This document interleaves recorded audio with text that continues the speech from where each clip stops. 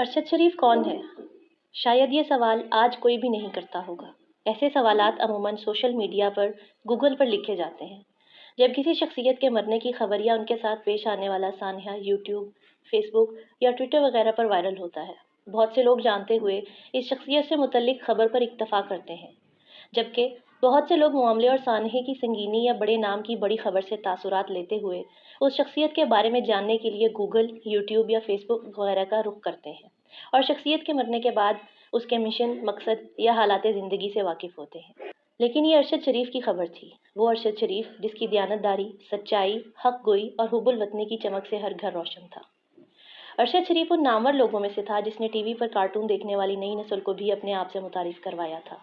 جس نے اس طبقے کو بھی اپنی حق گوئی سے متعارف کروایا تھا جن کے موبائل فونز اور ٹی وی عموماً تفریح یا انٹرٹینمنٹ کی غرض سے چلتے تھے،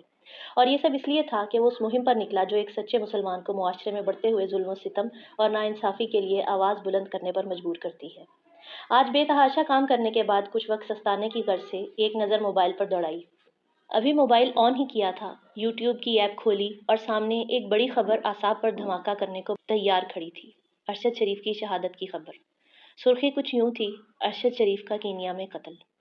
کچھ دیر کو لگا یوٹیوب چینلز اکثر ایسے فیک تھمب نیل بنا لیتے ہیں، شاید ایسا ہی ہو، لیکن کچھ ہی دیر بعد خبر کی صداقت کی تصدیق ہو گئی اور ذہن میں ایک جملہ گونجا: قیامت کے نزدیک اچھے لوگ دنیا میں کم ہو جائیں گے، اور آج ایک اور اچھا کم ہو گیا، ایک محسن کم ہو گیا، ملک پاکستان کا محسن کم ہو گیا۔ نظر مستقل طور پر ایک نقطے پر مرکوز خلا میں کچھ تلاش کر رہی تھی، شاید جانے والے کو، اس کو تلاش کر رہی تھی جس سے کوئی رشتہ نہیں تھا مگر پھر بھی بہت گہرا رشتہ تھا، انسانیت کا رشتہ۔ بچپن میں پڑھا تھا، انسانیت کا رشتہ محبت کے رشتے سے بڑا ہوتا ہے۔ آج محسوس بھی کر لیا، کیونکہ آج ایک انسان مرا تھا، ایک انسان قتل ہوا تھا، ایک باضمیر شخص، سچا اور کھرا شخص۔ کچھ دیر بعد دل کو ایک تسلی سی ہو گئی، ذہن میں یہ خیال آیا: وہ در بدر حق گوئی کی خاطر بھٹک رہا تھا، سچائی کی خاطر اپنے گھر سے باہر دھکیلا گیا تھا، بالکل ایسے ہی جیسے ایک مجاہد حق اور سچ کی لڑائی لڑنے کے لیے اپنے گھر سے باہر نکلتا ہے، اور مجاہد جب لڑائی کے دوران مارا جاتا ہے تو مقتول نہیں، شہید کہلاتا ہے۔ تو پھر ارشد شریف کی موت اس قدر معمولی نہیں کہ ارشد شریف کو مقتول کہا جائے، بلکہ جی کڑا کر کے کہا جائے وہ حق گوئی کے محاذ پر تھا اور وہ شہید ہوا ہے، کیونکہ شہید ہونے کے لیے کسی خاص عہدے، پہناوے، انداز یا نام کی ضرورت نہیں، شہید ہونے کے لیے ایمان اور سچائی سے سرشار دل کی ضرورت ہوتی ہے۔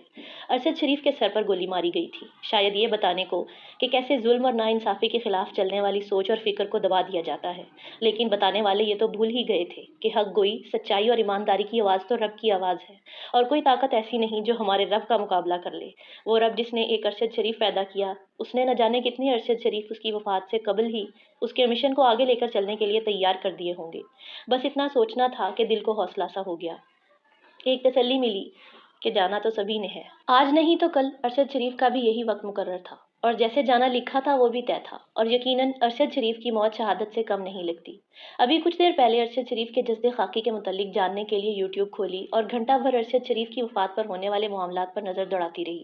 کہ اچانک ایک ننھے بچے کی ویڈیو سامنے آئی۔ سرخ لباس میں ملبوس ننھا بچہ ارشد شریف پر ہوئے ظلم پر برس رہا تھا، وہ چیخ چیخ کر کہہ رہا تھا: ارشد شریف اپنے لیے نہیں، ہمارے لیے نکلا تھا، اس ملک کے لیے نکلا تھا، آنے والی نسلوں کے لیے نکلا تھا۔ اور میں سوچ رہی تھی کہ حق گوئی کس قدر متاثر کن ہے کہ کارٹون کی خیالی دنیا میں رہنے والے ننھے ذہنوں کو بھی اپنے قابو میں کر لیتی ہے۔ یہ معصوم بچہ جو آج اس ظلم پر اتنا حساس ہے، وہ کل کو باشعور ہو کر کس قدر حساس ہوگا، جس کے دل میں بغیر کسی رشتے کے صرف سچائی کی بنیاد پر ایک سچ بولنے والے کے لیے اتنا درد ہے، وہ کل خود کتنا سچا ہوگا۔ اور یہ تو ایک ہے جو منظر پر آ گیا ہے، اس جیسے نہ جانے کتنے ہوں گے، جوان، بوڑھے، بچے،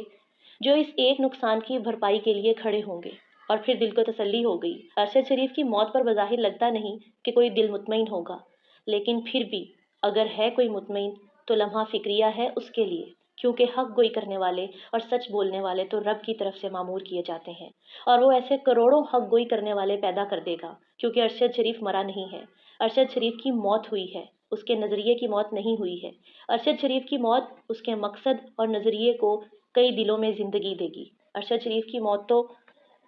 وہ بیج ثابت ہوگی جو حق اور سچ کے تناور درخت میں بدلیں گے، کیونکہ اللہ الحق ہے اور حق گوئی اللہ کی طرف سے عطا کی جاتی ہے، کبھی کسی کو تو کبھی کسی کو۔ ارشد شریف کی ڈیوٹی اتنی تھی، اب دیکھیے میرا رب اگلی ڈیوٹی پر کس کو لگاتا ہے اور کتنوں کو لگاتا ہے۔